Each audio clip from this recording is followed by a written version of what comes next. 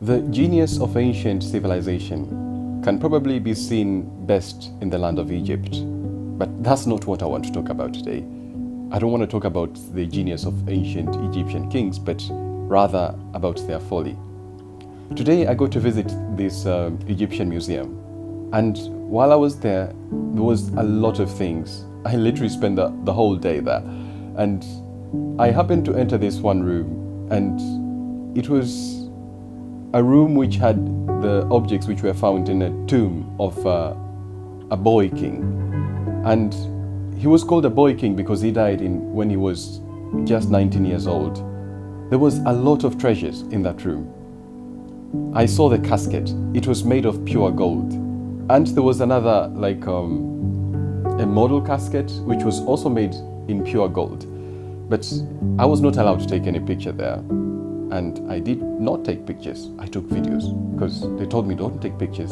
So I took videos instead. But there was just too much treasures for one dead person.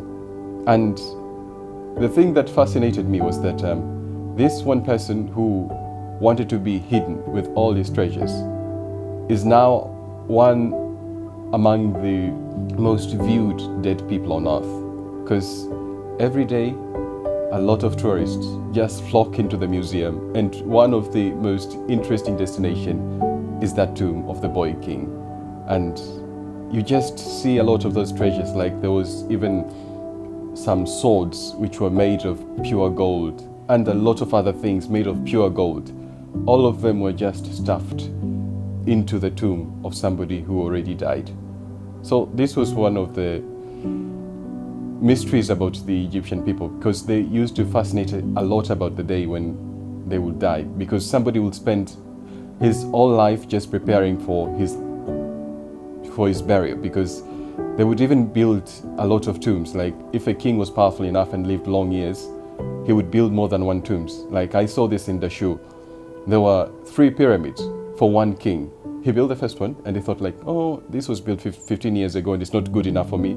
He built another one, and after some years he built another one. So in the end, when he was dead, he had 3 tombs waiting for him. And these are very big pyramids.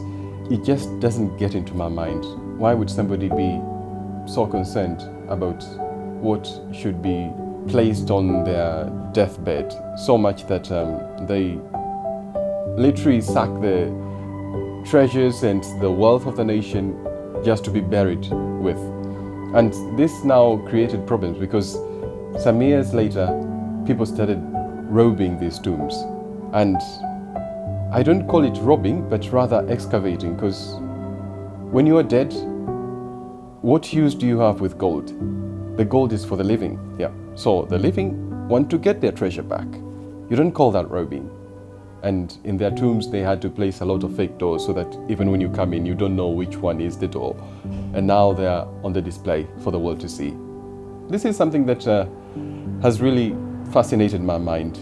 The folly of the ancient Egyptian kings who wanted to be hidden with their treasures, and now they are on display for the world to see with all their treasures. This is crazy.